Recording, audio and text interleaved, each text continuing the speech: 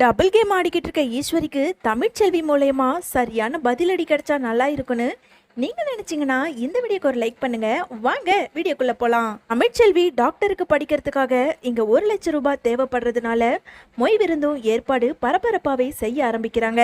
ஆமா, நாளைக்கு இந்த நேரம்லாம் எல்லாரும் சாப்பிட வந்துருவாங்க, அதனால எல்லாமே தயாரா இருக்கணுமா அப்படின்னு தமிழ்ச்செல்வி வசந்தி கிட்ட சொல்ல, உடனே வசந்தி இருந்துகிட்டு, அதெல்லாம் சரிதான் தமிழ், ஆனா வரவங்களாம் அம்புட்டு பணம் வைப்பாங்களாடி, ஒருவேளை பணம் குறைஞ்சதுன்னா என்ன பண்றது?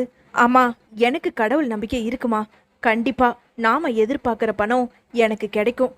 அப்படி கிடைக்கலனா அதுக்கப்புறம் நடக்கிறத பார்த்துக்கலாம். இப்போதைக்கு வரவங்களுக்கு வயிறார சாப்பாடு போட்டு அனுப்பு. இன்னொரு பக்கம் இங்க மொய் விருந்து நடக்க போறதா சொல்லி கருப்பு கிட்டையும் தமிழ்ச்செல்வி சொல்ல, கருப்புமே மும்முரமா அங்க போஸ்டர் ஓட்ட பத்திரிக்கை அடிக்கன்னு எல்லா வேலையும் செஞ்சுக்கிட்டு இருக்காரு. இது தெரிஞ்ச சேதுவோ கருப்பை கூப்பிட்டு, ஏமாமா நீ இந்த குடும்பத்தாளு தானே, எதுக்காக எனக்கு ஆவாழ்தவ அவளுக்காக நீ போஸ்டர் ஒட்டிக்கிட்டு இருக்க? கேவலம் எது மொய் விருந்து நடத்துறதா கேள்விப்பட்டேன். யாரு என்ன பண்ணாலும் அவங்களுக்கெல்லாம் அம்புட்டு பணம் கிடைக்காது மாமா, நீ எதுக்காக தேவையில்லாம போய் அவங்களுக்கு வேலை செய்துகிட்டு இருக்க அப்படின்னு ரொம்ப கோபத்தோட கருப்பு கிட்ட சேது பேச, இங்க பாரு சேது, நீ என்ன வேணாலும் நினைச்சுக்கோ, ஆனா தமிழ்ச்செல்வி மேல எனக்கு நம்பிக்கை இருக்கு. தமிழ்ச்செல்வி உனக்கு துரோகம் பண்ண வாய்ப்பே கிடையாது. நீயே யோசி, அந்த தாமரை உன் மேல எவ்வளவு பெரிய பழிய தூக்கி போட்டுச்சு. உன் பெட்ரூம்குள்ளேயே வந்து நீ அந்த தாமரையை கெடுத்துட்டதா எவ்வளவு பெரிய பழிய சொல்லிச்சு. ஆனா வீட்டுல எல்லாரும் உன்னை நம்பலையே தவிர, ஆனா தமிழ்ச்செல்வி உன்னை நம்புச்சு. நீ மட்டும் ஏன் சேது தமிழ்ச்செல்வியே ஒரு நம்பிக்கையே இல்லாம அவளை பார்த்துக்கிட்டு இருக்க? நான் சொல்றேன், தமிழ்ச்செல்வி எந்த தப்பும் பண்ணியிருக்க மாட்டா. இங்க பாரு மாப்பிள்ள, நீ என்ன வேணாலும் என்னை சொல்லு, திட்டிக்கோ, ஆனா நான் தமிழ் தங்கச்சிக்கு கண்டிப்பா உதவி பண்ணுவேன், என்னை எதுவும் கேட்காத மாப்பிள்ள அப்படின்னு சொல்லிட்டு கருப்புமே அங்க இருந்து போறாரு.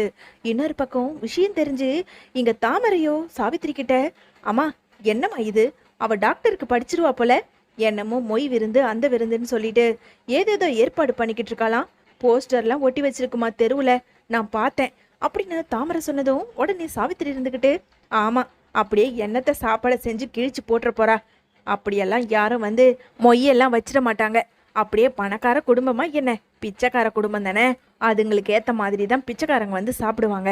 பிச்சைக்காரங்க கிட்ட எவ்வளோ இருந்துற போது, லட்சக்கணக்கிலையா இருந்துற போது, ஏதோ பிச்சை போடுற மாதிரி 100 50 போட்டு போவாங்க. அந்த அம்மாவுக்கு அப்படியே 1,00,000 ரூபாய் ஆயிடுமா என்ன? அதெல்லாம் ஆகாது, நாம பார்த்துக்கலாம். இன்னொரு பக்கம் இங்க ஈஸ்வரியோ சித்ரா கிட்ட பேசிக்கிட்டு இருந்த நேரம் போஸுமே ஈஸ்வரிக்கு ஃபோன் பண்ணி பேச ஆரம்பிக்கிறாரு. என்னம்மா எப்படி இருக்க? இந்த புள்ள இருக்கானா இல்ல செத்து போயிட்டானான்னு கூட தெரியலல்ல உனக்கு? டேய் ஏண்டா இப்படி பேசுற?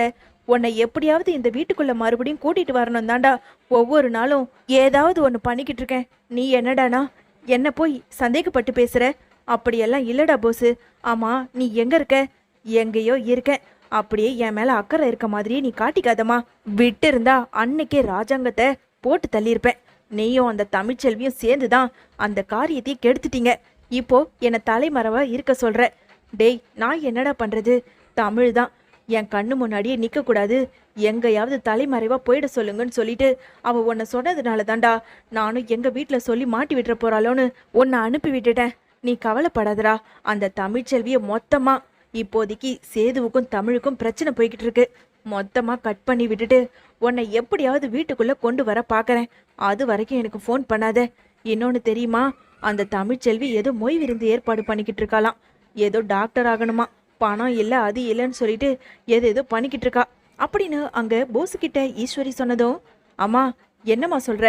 அப்போ எனக்கு தமிழ்ச்செல்வியை பழி வாங்கறதுக்கு இதுதாம்மா எனக்கு சரியான நேரம். டேய் என்னடா சொல்ற? அதெல்லாம் ஒன்றும் வேணாண்டா, ஏற்கனவே நடந்த பிரச்சனையில தான் நீ இப்போ ஊரை விட்டு தூரம் போயிருக்க, மறுபடியும் ஏதாவது அந்த மொய் விருந்துல பிரச்சனையை பண்ணிடாத. இங்க பாருமா, நான் இப்போ இந்த நிலைமைக்கு இருக்கிறதுக்கு முழு காரணமே அந்த தமிழ்ச்செல்வி தான். என்னால ராஜாங்கத்தை தான் பழி வாங்க முடியல, இப்போ தமிழ்ச்செல்வியாவது நான் பழி வாங்கி தான் தீரணும், அதுக்கு நீ தாமா எனக்கு உதவி பண்ணணும் அப்படின்னு போஸ் சொல்ல, டேய் என்னடா பண்ண போற? இதுல என்ன வேற உதவி கூப்பிடுற? ஆமா ஆமாமா, நான் இப்ப இந்த நிலைமைக்கு இருக்கிறதுக்கு யார் காரணம்? அந்த தமிழ்ச்செல்வி தானே. நீயே யோசிச்சு பாரு, அன்னைக்கு மட்டும் அந்த பணத்தையும் ஃபைலையும் நான் தான் எடுத்த விஷயத்த தமிழ்ச்செல்வி சொல்லலைனா இன்னொரு நான் ஒழுங்கா ராஜ மரியாதையோட அந்த வீட்டுல இருந்திருப்பமா. அந்த தமிழ் சொன்னதுனால தானம்மா நான் இப்போ இப்படி இருக்கேன். அந்த வீட்டுக்குள்ளேயும் வர முடியாம ரொம்ப வெயில்ல காஞ்சு கருவாடா போய்கிட்டு இருக்கேன். நீ என்னடானா அந்த தமிழ்ச்செல்விக்கு சப்போர்ட் பண்ணி பேசிக்கிட்டு இருக்க அப்படின்னு போஸ் பேச உடனே சித்ரா இருந்துகிட்டு, அம்மா போஸ் சொல்றதுல தப்பே கிடையாது. நீதாமா அந்த தமிழ்ச்செல்விக்கு பாவம் பார்த்து பேசிக்கிட்டு இருக்க. இங்க பாரு, போஸ் சொல்றத பண்ணு அப்படின்னு சித்ரா சொல்ல, ஏய் நான் என்ன தாண்டி பண்ணணும்? ஏண்டி இப்படி அக்காவும் தம்பியும் சேர்ந்துக்கிட்டு என் உசுறு எடுக்கிறீங்க? சரிடா, என்னடா பண்ணணும் சொல்லு. இங்க பாருமா, நீ தமிழ்ச்செல்வி கிட்ட எப்பவும் போல சாதாரணமா தானே பேசுவ. அதனால அந்த இடத்துல போய் அவ அத்தனை பேருக்கு போடுற சாப்பாட்டுல விஷத்தை கலக்கணும். அங்க இருக்கவங்களாம் மாண்டுக்கிட்டு சாகணும். அதுக்கப்புறம் அந்த தமிழ்ச்செல்வி ஜெயிலுக்கு போகணும். காலம் முழுக்க ஜெயிலே இருந்து கஷ்டப்படணும். இப்போ நான் எந்த வேதனையை அனுபவிக்கிறேனோ அதை விட பல மடங்கு அந்த தமிழ்ச்செல்வி அனுபவிக்கணும். இதுதான் நான் உனக்கு சொல்றது. என்ன மட்டும் ஊரை தள்ளி இருக்க வச்சல, இப்போ அந்த தமிழ்ச்செல்வி ஜெயிலுக்கு போட்டோம். நான் சொன்னதை பண்ணு அப்படின்னு அங்க போஸ் சொல்ல, டேய் என்னடா இப்படி சொல்ற? கண்டிப்பா நான் இதை மட்டும் பண்ணனா, கையும் களவுமா மாட்டிக்கிட்டேனா, தமிழ்ச்செல்விக்கு பதிலா நான் தான் ஜெயிலுக்கு போனோம். அதுக்கப்புறம் என்ன பார்க்கவே முடியாதுடா நீங்க. அம்மா அதெல்லாம் நீ மாட்ட, எல்லாத்தையும் நான் பார்த்துக்கிறேன். சும்மா பயந்துக்கிட்டு இருக்காத. உன்னை பத்தி எனக்கு தெரியாதா நீ என்னென்ன கேடி வேலை பண்ணுவேன்னு? டேய் என்னடா அம்மாவையே இப்படி பேசுற? உடனே சித்ரா இருந்துக்கிட்டு, அம்மா போஸ் சொல்றதுல தப்பே கிடையாது. நீயும் நானும் சேர்ந்து போய் எப்படியாவது அந்த சாப்பாட்டில் விஷத்தை கலப்போம். நாளைக்கு எப்பவும் போல சாதாரணமா அங்கே போவோம் அப்படின்னு சித்ராவும் சொல்ல, இங்க ஈஸ்வரியுமே சரிங்கிற மாதிரி தலையாட்டிட்டு மறுநாள் இங்க எப்பவும் போல சித்ராவும் ஈஸ்வரியும் நேரா தமிழ்ச்செல்வியோட வீட்டுக்கு வராங்க. விருந்துமே ஒரு பக்கம் தடபுடலா சாப்பாடு சமையல்னு நடந்துகிட்டு இருக்க, வந்திருந்த ஈஸ்வரிய அங்க தமிழ்ச்செல்வி பார்த்ததும், அத்தை வாங்க அத்தை. என்ன தமிழ்ச்செல்வி இம்புட்டு கஷ்டப்பட்டுக்கிட்டு இருக்க? ஏன் பணத்தை என்கிட்ட கேட்டிருந்தா நான் உனக்கு கொடுத்துருக்க மாட்டேனா என்ன? இல்ல அத்தை, எனக்காக யாரும் கஷ்டப்பட வேண்டாம். அந்த வீட்டில இருந்து ₹1 கூட எனக்கு கிடைக்க கூடாது, வாங்கக்கூடாதுன்னு சொல்லிட்டு தான் நான் இப்படி பண்ணிக்கிட்டு இருக்கேன். இதுல என்ன கஷ்டம் இருக்கு? விருப்பப்படுறவங்க பணம் கொடுத்துட்டு போகட்டும். அப்படி இல்லைன்னா நான் ஏதாவது பார்த்துக்கிறேன். அதை பத்தியெல்லாம் நீங்க கவலைப்பட வேண்டாம் அப்படின்னு தமிழ்ச்செல்வி சொல்ல, சரி பாவம், நீ எப்படி இருக்க வேண்டிய இடத்துல இப்போ இப்படி கஷ்டப்பட்டுக்கிட்டு இருக்க. சேது ஒன்று சந்தேகப்பட்டு இருக்க கூடாது. எனக்கு அதை கேட்டதுமே அப்படியே அதிர்ச்சி ஆகி போச்சு. சரி விடு அப்படின்னு அங்க இருந்த ஈஸ்வரி சொல்ல, விடுங்க அத்தை, அதை பத்தி பேசி இப்போ ஒன்றுத்துக்கும் பிரயோஜனம் கிடையாது. என்னோட வாழ்க்கைய நான் தான் பார்த்துக்கணும். என் குழந்தைய நானே பார்த்து வளர்த்துக்கிறேன். அவரோட எந்த உதவியும் எனக்கு தேவையில்லை அப்படின்னு தமிழ்ச்செல்வியுமே சொல்லிக்கிட்டு இருக்காங்க. சரி தமிழ், நீ ஆக வேண்டிய வேலையை பாரு. ஆமா, அந்த பக்கம்தான் விருந்தெல்லாம் நடந்துக்கிட்டு இருக்கா. சரி, நானும் சித்ராவும் அப்படி போய் ஒரு எட்டு பார்த்துட்டு வரோம். நீ வா சித்ரா அப்படின்னு சொல்லிட்டு எங்க ஈஸ்வரி சித்ராவை அழைச்சிக்கிட்டு நேரா சமையல் செய்கிற இடத்துக்கும் போறாங்க. அடியே சித்ரா, இம்புட்டு கூட்டம் இருக்கு. இந்த இடத்துல நான் எப்படி அந்த சாப்பாட்டில் போய் இந்த விஷத்தை கலப்பேன்? அம்மா கொஞ்ச நேரம் இரு. அந்த சமையல்கார்கிட்ட போய் நான் ஏதாவது பேச்சு கொடுக்குறேன். அதுக்கப்புறம் அந்த ஆள் அங்கேருந்து அனுப்பிட்டு நான் நின்றுக்கிட்டு இருக்கேன். நீ அப்படியே போய் அந்த சாப்பாட்டில் விஷத்தை கலை. இதை விட்டா நமக்கு சரியான சான்ஸ் இல்லை. என்னையோட அந்த தமிழ்ச்செல்வியோட கதை முடியணும் அப்படின்னு சொன்ன சித்ராவுமே இங்க நினைச்சதை சாதிக்க அந்த பக்கம் ஈஸ்வரியுமே போய் அந்த விஷத்தையும் கலந்துடுறாங்க.